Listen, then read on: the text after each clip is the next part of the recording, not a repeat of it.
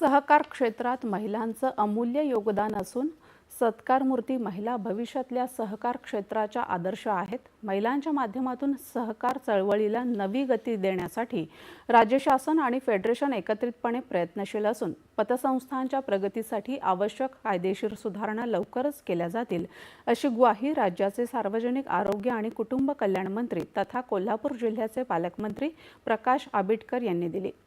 महिला सहकार मेळावा, एकदिवसीय प्रशिक्षण शिबिर आणि सहकार सम्राज्ञी सक्षम महिला सक्षम सहकार पुरस्कार वितरण सोहळा कोल्हापुरातल्या सायबर कॉलेज इथं झाला, त्यावेळी ते बोलत होते। राज्यातल्या पतसंस्थांमधील ठेवींना विमा संरक्षण देण्यासाठी शासन सकारात्मक आहे। नागरी सहकारी पतसंस्थांकडून सोने तारण कर्ज घेणाऱ्या कर्जदारांना नाममात्र सभासद करून त्यांच्याशी व्यवहार सुलभ करण्यासाठी सहकार कायद्यात आवश्यक त्या सुधारणांचा प्रस्ताव सहकार आयुक्तांमार्फत शासनात सादर झाला आहे। तसंच तरलता आणि निधीची गुंतवणूक जिल्हा बँकांव्यतिरिक्त अन्य बँकांमध्ये करण्याची मुभा मिळावी, यासाठीही पाठपुरावा सुरू असून लवकरच या संदर्भात शासन निर्णय जाहीर केला जाईल, असं आंबेडकर म्हणाले। केंद्र